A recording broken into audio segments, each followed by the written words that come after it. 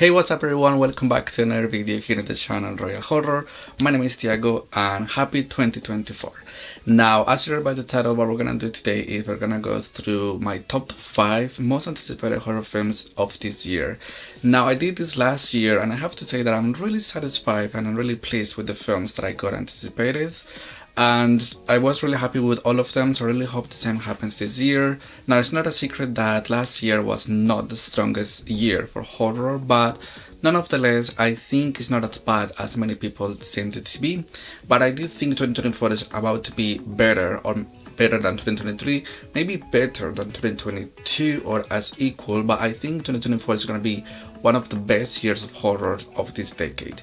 Now, if you have seen or if you haven't seen, I really recommend for you to check out Possessed by Horror and Haunted Hippies, most anticipated films of the whole year. They went through so many films, so many original films, and I cannot really recommend those videos enough. Now, I also got some horrible mentions, I think around 3, and it didn't make my top 5, but obviously they're in my top 10. But it's because obviously my top 5 are way more excited for those films. Now, one of the horrible mentions will be a Jordan Peele untitled horror film. There is not any information about this, and this could have made my top 5 because, as you know, Nope was my most anticipated 2022 horror film. So, and Us and Get Out are one of my favorite horror films of all time, so whatever this man makes will always make me excited. But it's because we don't know anything until the day I'm making this video, and we only know that it's gonna be released in Christmas of this year, so it's gonna be one of the films that's gonna say goodbye to this year. So just because of that, it didn't make my top 5. Another film that has excited me so much but didn't make my top 5 will be A Quiet Place Day 1. And the main reason why this film is not exciting me too much to be on my top 5, but I will still watch it, is because I think A Quiet Place should have been just a standalone film. I think the first film is a perfect film, it's 5 out of 5. The second film, even though I like it and it's one of my favorites from that year, I still think it wasn't that needed, because some of the things the characters make on that film, they don't make too much sense, and it doesn't make sense to me because the film is taking place on the same day as the first film. And lastly, the last horrible mention that I have is Maxine. Now, I'm really excited for this because I like when horror movies take place in the 80s in current times, if that makes sense, but like with a nowadays budget and technology. I think it's quite fun. Also, I personally didn't like X too much. I really liked Pearl just because it was like a character discovery, if that makes sense. So I think Maxine is going to be the combination of both films, and that's what makes me excited. And also because I know we're going to get so much 80s music, and that really excites me because I like 80s music. And most importantly, I hope there is a Madonna mentioned somehow, so I really hope we get to see that. Now, without further ado, let's get into my top 5 horror films of the year. And coming at number 5, that will be Speak No Evil, the remake. Now, there is 2 words of why I'm excited for these films, and those are James McAvoy. And if you know me, you know that he's one of my favorite actors of all time. He's in one of my favorite films of all time, which is Split. Now, this guy knows how to act. This guy knows how to be creepy. He knows how to be a villain. He's gonna be the villain in this film by the name of his characters, I believe. Now, this film comes at number 5 just because even though I'm a big fan of remakes, I do appreciate remakes. I think remakes are needed because remakes can portray stories in different ways and they can be disturbing in different ways.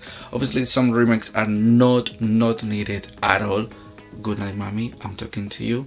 But some remakes are pretty badass, and I'm just excited for that because I think Speak No Evil with James McAvoy can be really creepy. However, I'm really worried because obviously we don't even have a poster, but also because this movie is a Blumhouse production film, and we know that Blumhouse is not the strongest as they used to be.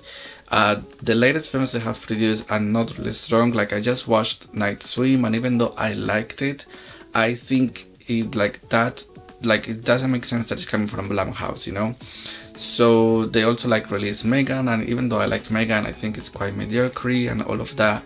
So it worries me because Speak No Evil, I think it deserves a good remake, because obviously, as you know, Speak No Evil from 2022 is my favorite film of that year. So I really hope the remake gives that film justice. Now, coming at number 4 is a film that belongs to a franchise, but I don't want to say franchise because it's just 2 films. But with this film, this will become a whole franchise, and that is The Strangers, the new trilogy. Now, I'm really excited for this. I don't know about you guys. I know not many people are excited about this because they say that The Strangers is not their favorite film, and it's like The Strangers is not a good film, whatever. But I love The Strangers. The first Strangers for me is one of the best horror films ever made. I'm not even exaggerating. I studied this film at film school on my sound design class because this film just knows how to be so creepy, disturbing with so little, thanks to the sound design and the set design, obviously being a one location, home invasion kind of film. Now, I'm really excited for The Strangers trilogy because I like, this is what I wanted. I wanted to see more of this family, of this trio and stuff. I like this second film. I might do a comparison of those 2 films before this new one gets released. But it's not a secret that that film is not as disturbing and it's a bit camp, and obviously it's more of a slasher. So I don't know what they're gonna do with this new trilogy, and also I don't know if anybody of you know how is this gonna be released. Like, are they going to a streaming service? Are they going to cinemas? Because all of the 3 films are coming out this year. So that worries me because how, like, is there enough time? Is there enough room for 3 films? I think they should do it like Ty West did with Pearl and X. Release 2 films and the 3rd one in 2 years. But let's see. I think by the looks of the few pictures that I've seen about this film, I think it's gonna be quite similar to the first one, and that's fine with me. But I just hope this new trilogy finds its own way and it's not shot by shot as the first film.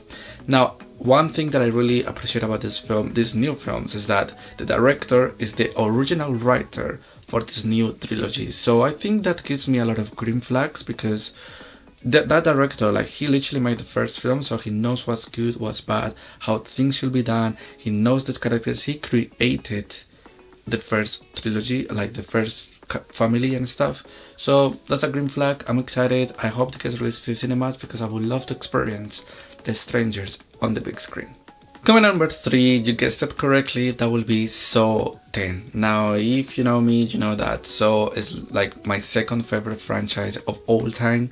And obviously, you know me, I did a Saw 10 predictions video last year, which, by the way, like, it's one of the best view videos of my channel, so I'm really thankful.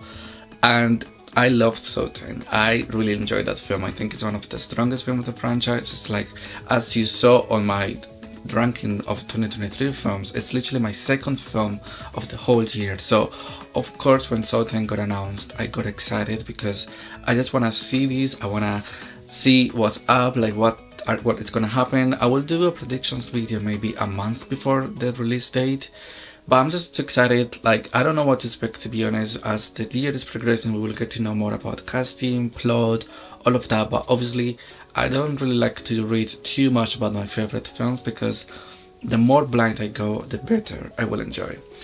Now, one of the things that makes me excited is because apparently James Wan and Lee Whannell are the writers of this film. So I don't know if that's totally true. We will see, because obviously this film doesn't even have a director and director of photography, and it's supposed to be released this year. I don't know how to feel about that. So I just really hope this film gives justice to the first Saw and that they follow the correct way, you know. And obviously I hope Saw becomes a yearly franchise that we get to see. Coming at number 2 and 1, these 2 films are original horrors and I'm so excited for those 2. Coming at number 2 will be The Watchers, directed by Ishana Night Shyamalan. Now, like, this film, I'm just excited for it because obviously you read it right. She is the daughter of my favorite director of all time, M. Night Shyamalan. And I'm so excited because the cast is looking insane. Like, we got Dakota Fanning, we have Georgina Campbell, so, and also a few familiar faces. Even like the woman that plays Sally in the Texas Chainsaw Massacre from Netflix is on this film. And I'm just excited for it. I think it's gonna be a great combination between horror and thriller. This is gonna be also a directorial debut for my very young filmmaker, so that gives me a lot of hope, a lot of motivation, to be honest. I'm so excited because M. Night helped writing it and also producing it. So I think this film is gonna be pretty badass, to be honest. I haven't read too much into the synopsis, but from what I've seen, I think it's gonna have amazing visuals. Obviously, I think it's gonna have a good plot twist. But obviously, I'm not gonna check the trailer. I'm not gonna read if it comes another synopsis or whatever, because I wanna go as planned as possible, as I did with so many films from last year. And I think, I'm not really sure, but by the name of the title, this might be a home invasion, because obviously the Watchers. And as you know me, the home invasions are like one of my favorites, if not my favorite subgenre in horror, because it's one of those subgenres that really know how to play with your mind, with the landscape that you're in, and they can be so creative, because home invasions are not just on homes, you know, it could be inside a car, shopping malls, even planes, you know, so invasions can be so effective, and I really have so many hopes for this film, and that's why it's coming at my number 2. And now you might know which is my number 1 film of most anticipated films of this year, because obviously what I talked before, and that film will be Trap, directed by the one and only M. Night Shyamalan. I'm so excited for this film, you have no idea, because obviously M. Night Shyamalan is my favorite director of all time. I love all of his horror thriller films, to be honest. I'm so excited because last year he gave me my favorite film of last year, you know. In 2016 he gave me Split, which is my favorite film of that year. He gave me Old, and Old is in my top 5 horror films from 2021. So like, he's releasing so many good stuff, and I know he is very controversial. Not many people like him, but that's okay. Like, everyone has their own favorite director. He's mine. Now, we don't know anything about this film. Like, there is not any plot, and but the name of the title, this might also be a home invasion because it's called Trap. But we don't know anything. We don't know if this is gonna be a revenge film, a holidays film. We don't know anything, and that's what makes me so excited.